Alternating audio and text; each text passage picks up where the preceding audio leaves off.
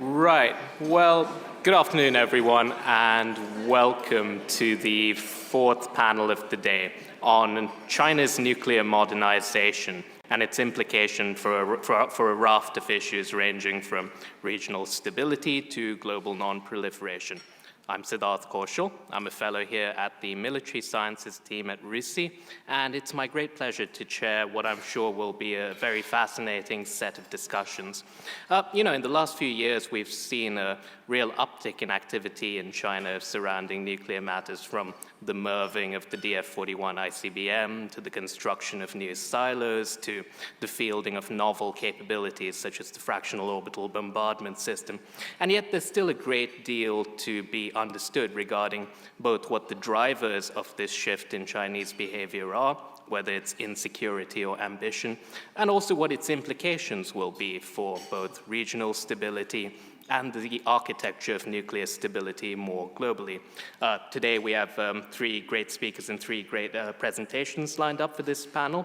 In brief, our speakers are first up, Zuzanna Gwadera from King's College London, who will be speaking to us about Chinese views regarding escalation and crisis stability and their implications for arms control.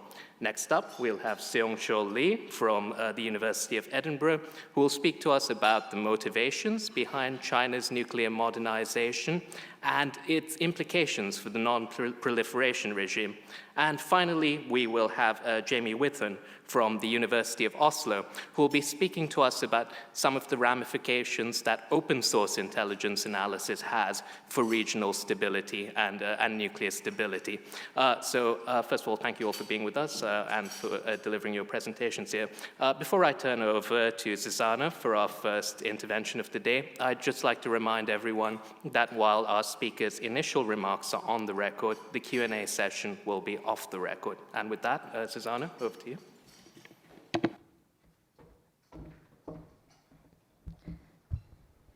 Thank you very much. Great. Thank you very much. It's great to be here in such great company, both in my panel and in the audience. My name is Zuzanna, and over the next 10 to 12 minutes, I'll be chatting to you about the Chinese approaches to crisis stability and nuclear escalation. Just as a matter of establishing facts first, we know that the strategic competition and the tensions between the US and China have intensified over the past few years. And on top of that, China is also modernizing and expanding its nuclear arsenal, including investments into technologies that might have an impact on how crises form and how they escalate. In this presentation, I'm going to be advancing an argument that in spite of that, and also partially because of it, there might currently be an opening for at least laying the groundworks for engaging China in arms control. And the kind of arms control that I mean here is not necessarily the kind of rigid, traditional, treaty-based efforts that aim at arms reductions. China will not be engaging in that. That's best exemplified in how it rejected the invitations from the Trump administration in 2020 to join negotiations for the New START treaty-like agreement with Russia.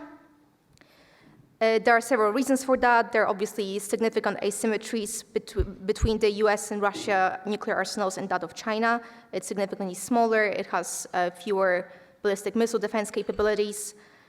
Instead, the measures should be focusing on reducing the risk of nuclear use and conflict management via tools that take China's strategic interests into account. Why do this at all?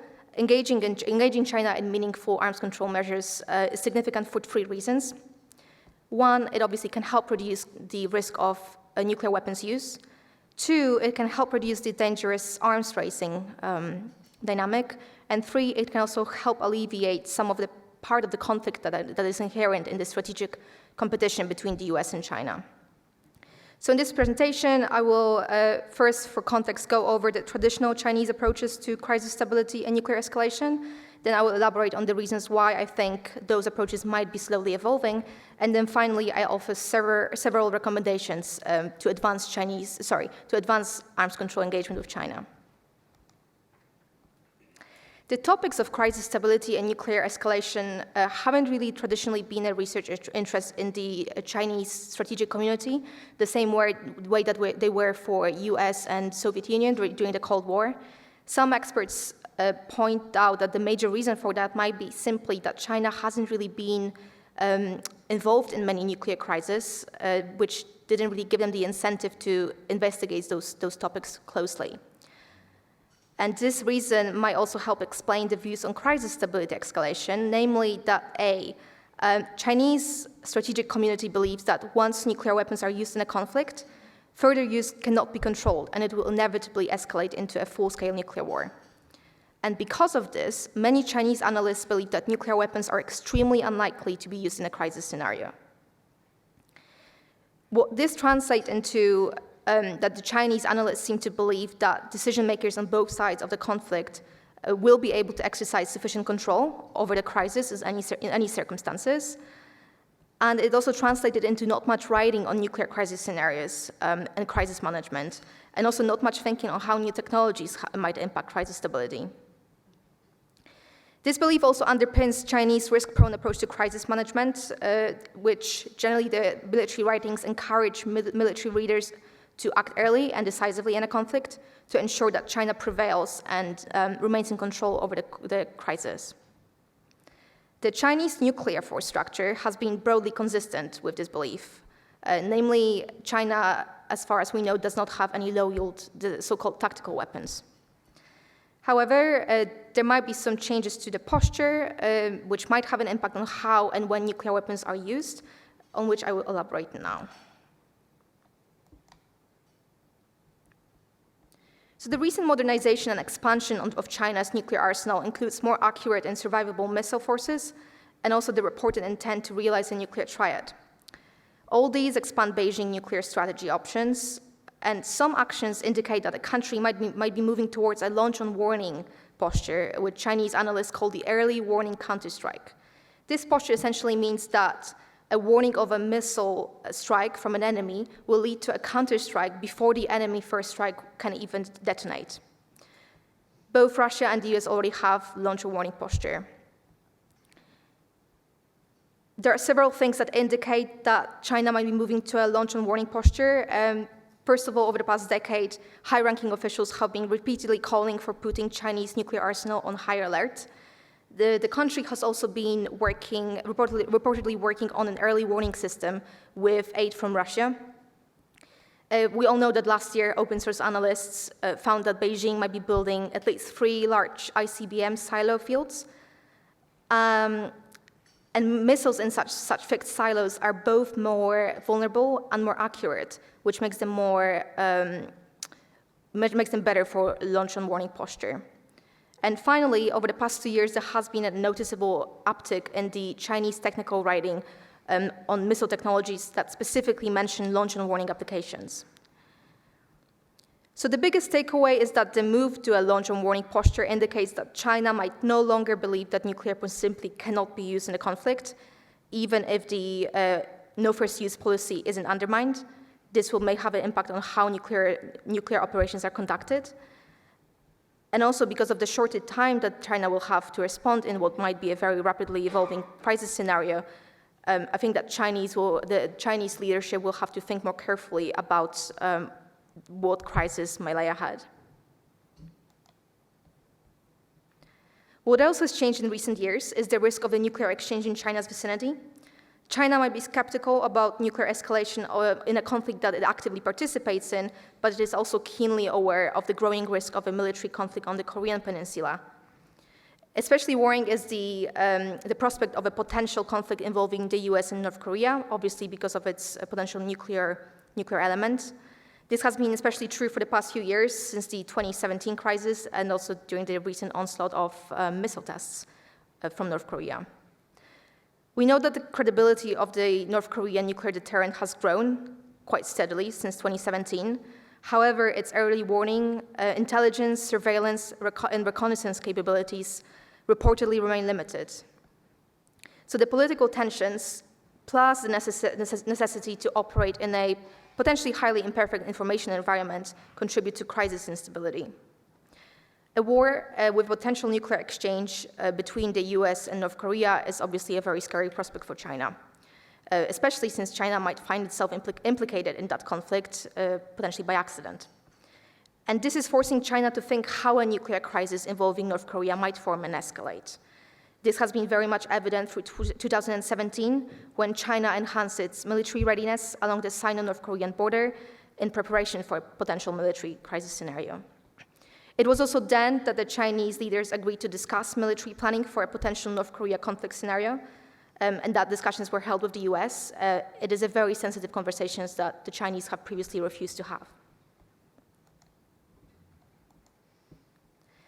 So despite Chinese skepticism about nuclear escalation, in the past few years, there has been more focus on the subject, both at civil society and diplomatic levels. Over the past few years, we have seen much more writing from Chinese experts about the relationship between China's nuclear forces, posture, as well as the doctrine, as well as the impact on crisis stability. Many primarily US-based organizations have been engaging with Chinese analysts on those topics to help deepen mutual understanding. And we have also seen signs of engagement in a more formal capacity. The Director General of the Department of Arms Control and of the Foreign Ministry, Fu Zong, expressed China's willingness to expand the scope of risk reduction conversations during the P5 process to include the impact of non-nuclear technologies, such as AI and cyber capabilities on strategic stability, which obviously signals that the Chinese government is increasingly thinking about those topics. China has also been calling for the P5 states to affirm what's known as the Reagan-Gorbachev statement, that a nuclear war cannot be won and must never be fought. And in January 2022, you'll know that all 5 states affirmed this statement, which is an unprecedented and very welcome symbolic gesture, which has widely been interpreted as a stepping stone toward global risk reduction. And lastly, there are the clues in the diplomatic engagement at the highest level that are noteworthy. Late last year, the US President Joe Biden held a call with his Chinese counterpart where he underscored the need for common sense guardrails to ensure that competition does not veer into conflict. Lastly, I'll just finish off with some recommendations. As I've just mentioned, there has been quite a lot of more interest on the Chinese side in the topic. We need to keep this momentum of engagement between Chinese and Western experts. We need more in-depth studies on the escalatory potential of new technologies. And this is this includes the resumption of the Track 1.5 dialogue between the US and China, which ran between 2004 and 2019 and has suddenly been suspended. Secondly, following China's invitation, it is a good idea to ask discussion on non-nuclear technologies and crisis stability to the P5 process. This obviously will be difficult because the entirety of the process is currently in question because of Russia's invasion of Ukraine. However, I think that the most important thing is to focus on bilateral US-China engagement to develop a range of official dialogues and confidence-building measures, as well as crisis management stabilities. These might include diplomatic channels, leadership hotlines, and military protocols. Such talks will allow the states to focus to work on understanding of each other's doctrines and threat perceptions. And an example of a concrete goal of these talks could be to incorporate China into the Nuclear Risk Reduction Center system that already includes Russia. Further, developing new channels to assure Chinese leaders of US strategic intent in a potential Korean Peninsula-specific crisis could help reduce the chance of inadvertent conflict. So my presentation doesn't seek to paint an overly optimistic picture. China is definitely not perfectly open to even the less invasive forms of arms control or even nuclear dialogue. There are still deep perception gaps between the US and China. Arms control is obviously even harder now after Russia's invasion of Ukraine. Still, and I will quote James Acton here, however difficult it is to persuade states that to change their military doctrine or to focus on less escalatory technologies, it is much easier than attempting to shape international politics as a whole. Engaging China in a meaningful crisis-oriented arms control will be difficult and time-consuming, but it cannot be ignored. It cannot be postponed to a more favorable political moment because that moment may never come. Thank you very much for listening.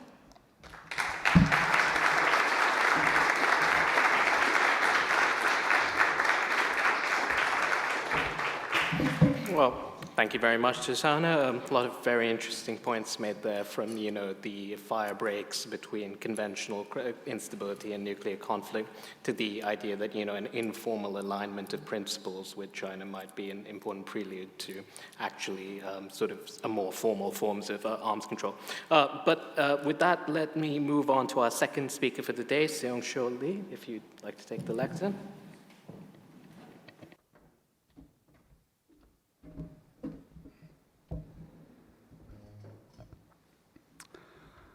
Hi, good afternoon. My name is Seungcheol Lee, but you can refer to me as Sean because it's easier for the Q&A session.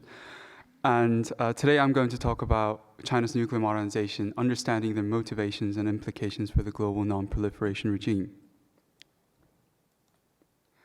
Well, bottom line, today I'm going to argue that China's nuclear modernization demonstrates the limitations of the current non-proliferation treaties regime, and thus we need an alternative strategy to change China's nuclear position. Instead of the existing focus on reducing numbers, we need a new discourse that concentrates on qualitative control of nuclear weapons. To do so, I will be proposing and recommending that we utilize the missile technology and control regime as a first step. A simple background, this is a picture of the Dongfeng 41, the newest series of ICBM series in China that first appeared in October 2019, the Tiananmen Military Parade. There are mainly three aspects to China's nuclear modernization, this being the first, development in conventional missile delivery capacity, and second, non-conventional development, mainly in space, to prevent reconnaissance operations from taking place on Chinese territory. And these include lasers that blind enemy satellites. And last but not least, China has been employing secret launches as part of its nuclear modernization program. The China Academy of Launch Vehicle Technology oversees launches. While the institution officially reported their 77th and 79th launch last summer, they deliberately avoided disclosure of its 78th launch. When the Financial Times discovered and reported it, the institution responded very quickly that it was a, I quote, routine test of a space vehicle. However, it was a very concerning experiment, successfully testing the fractional orbital bombardment system, which is a technology that puts the missile on low Earth orbit, so it circles the Earth until they input a command to strike the target. So China developed a technology that could strike the target anywhere at any time. China deliberately launched it over the South Pole, signaling to its opponents and adversaries that it can now circumvent the dense US missile defense that is deployed in the North Pole. So these developments clearly demonstrate that China is not pursuing negotiations in good faith to seize the nuclear arms race as described in Article 6 of the NPT. To better understand why the NPT regime has been ineffective against China, we must first understand the rationale behind their decision to modernize. Largely, it can be categorized in the following three explanations. As you can see, the US dominates China by nearly all military measures. Just by looking at their military spending in 2020, the US takes up 3 times that of China. In addition, US allies and China's regional rivals combined equal nearly 4 times that of China's military spending. Living in this strategic asymmetry for decades, China finds it sensible to bolster its nuclear arsenal and increase its credibility. To make matters worse for China, however, the US has laid out a 30-year plan that costs $1.7 trillion to modernize every missile, submarine, and bombers with new systems. Moreover, US missile defense costs are projected to reach $176 billion between 2020 and 2029, adding to the $400 billion already spent on its research and development. With the defensive parameter extending up to 10,000 kilometers from shores of California to borders of China, China's modernization seems to follow an action-reaction dynamic against the US defense posture. The implications of these developments vary from disparities in the size of each country's nuclear weapon stockpiles. While these military developments by the US may not substantially undermine Russia's second strike capabilities, China perceives them sufficient to counterbalance their relatively small nuclear deterrence. Second, China's nuclear expansion cannot be viewed separately from President Xi Jinping's wider agenda to project Chinese power in the Asia-Pacific region. Last year, President Xi addressed to the Chinese Communist Party that China must aim to, I quote, build wealth and power. This statement refers to an idea that a big economic power like China should be accompanied by corresponding military power. China's nuclear modernization also sends a specific message to its neighbors. Even though it is currently managing to find a breakthrough from its containment, China is signing that it is still a rising power that cannot be easily dealt with. In addition, China currently adopts limited missile defense given the vast territory to cover. Such difficulties make China vulnerable to strategies like space offensives or high-precision missile strikes. These disadvantages against regional rivals especially provide further momentum for China to modernize. Lastly, China's nuclear posture is based on a fear of coercive nuclear diplomacy from both the United States and Soviet Union during the Cold War. During the first Indochina War, China was supporting North Vietnam while the US was supporting South Vietnam. And when China increased its support towards North Vietnam and considered military intervention, the US immediately warned China that they would be willing to deploy nuclear weapons if China continues its intervention. And it was the same during the Korean War when China actually intervened in the war. By the end of the war, the US actually considered deploying nuclear bombs in former Manchurian area. And lastly, in the first Taiwan Strait crisis, when Chinese intervention intensified with artillery strikes against former Taiwanese territories, the US actively deployed its 7th Fleet near the Taiwan Strait and warned China that they would be considering options to deploy nuclear weapons. Given these experiences, China mistakenly believes that US nuclear superiority would ultimately incentivize the latter to preemptively strike China under immunity given the advanced military technology. This idea was only reinforced in 2002 when the Bush administration unilaterally withdrew from the anti-ballistic missile treaty. It reminded China of their fears from the Cold War. Indeed, many of China's nuclear modernization programs date back to this year. So these are the reasons why China is modernizing its weapons in an attempt to increase deterrence credibility. Therefore, it is pressing to restore multilateral talks and reduce tensions with China. It will be difficult, but on the positive note, although China remains skeptical to numerical denuclearization, it still considers strategic stability important. This is a photo of last year's virtual summit between the US and China. And in this summit, both leaders promised to support strategic stability, meaning there is room for discussion with Beijing. They do not want a direct nuclear escalation with the US. But China is calling for a more comprehensive deal that addresses advanced conventional missile systems' implications on nuclear security. What can we do? The Missile Technology Control Regime, also known as MTCR, can meet such needs. The Missile Technology Control Regime is a multilateral export control regime that brings together 35 missile technology supplier states to coordinate the controls on export of missiles, UAVs, and related dual-use goods and technologies. This is the only forum that brings together so many of the main suppliers of missile technology for discussions at the political and technical levels. Unlike bilateral arms control treaties that the US has been proposing since the 1990s, the MTCR is one of the few regimes that China has shown genuine interest in joining voluntarily. China has previously declared its adherence to the MTCR guidelines until 2004. Most recently, China attended a meeting with the then New Zealand chair in 2020. In the same year, China strengthened its national export control system and signaled increased willingness to participate in international frameworks besides this, such as the Arms Trade Treaty. Of course, the non-binding nature of the regime and China's growing geopolitical competition may bring up certain challenges. Nonetheless, the MTCR is the first forum with a formalized technical experts meeting, directly engaging with technical experts from other non-proliferation regimes.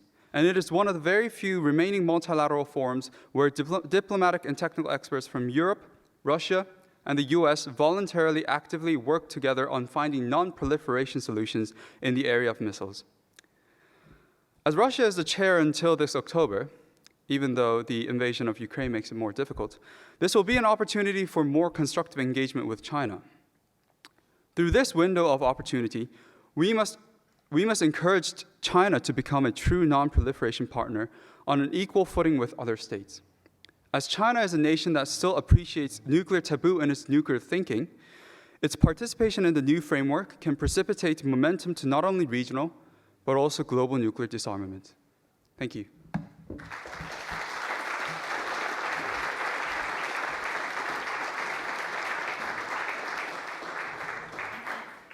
Thank you very much for that, Seungcheol. And I think, a lot of common themes are emerging from the need for sort of bottom-up solutions that can build towards a more comprehensive settlement with the PRC to, the integration between conventional and nuclear threats in many areas. But with that, let me invite Jamie Withen to deliver our third intervention.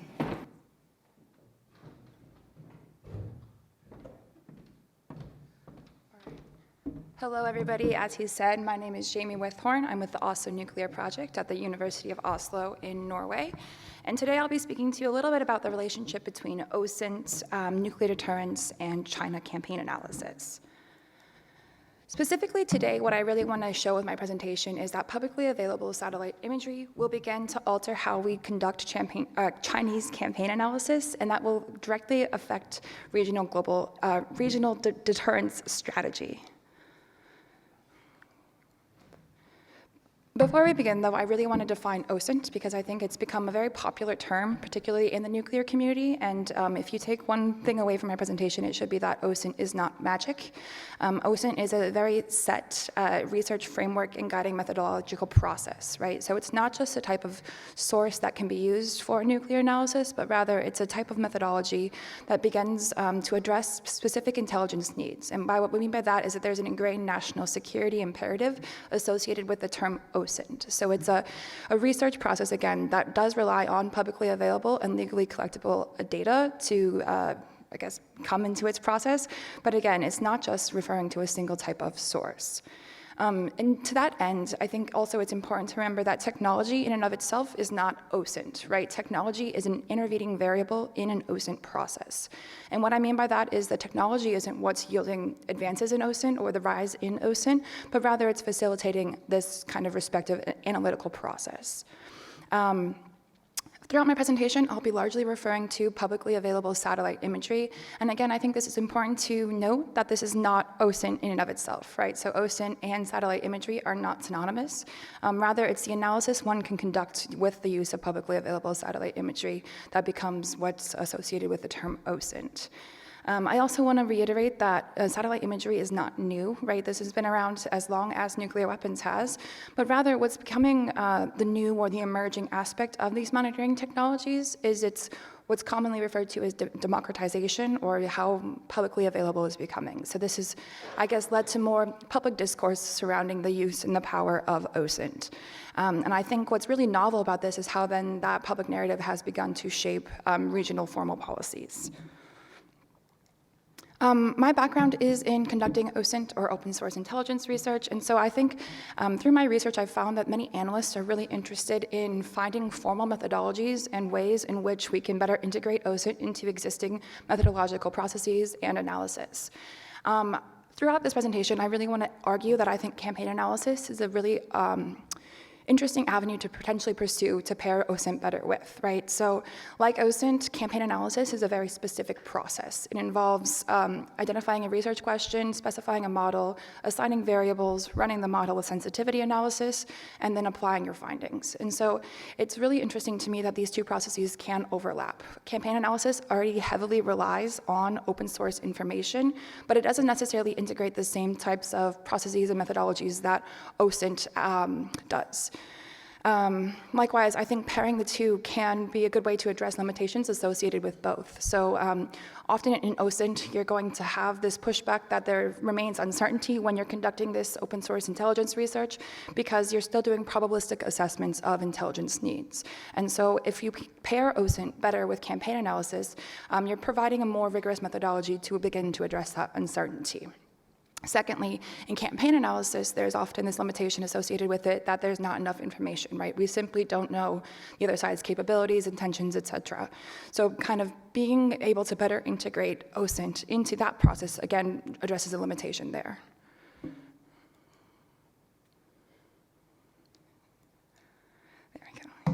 So I think this is a really interesting example where we can begin to see the overlap and the interplay between these two different methodologies, right? In his 2020 piece, Wu Riqiang published a piece called Living with Uncertainty. And in this piece, he conducts extensive Chinese capability analysis, or excuse me, campaign analysis.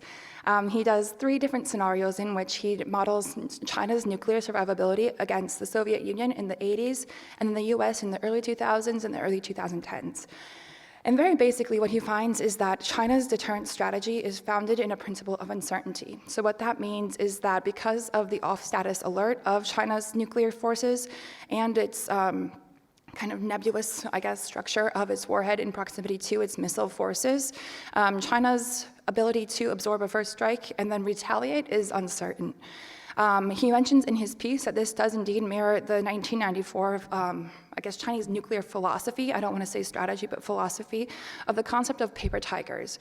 This is the concept, I guess, basically that China's nuclear force exists for coercive strategy alone and not necessarily for use.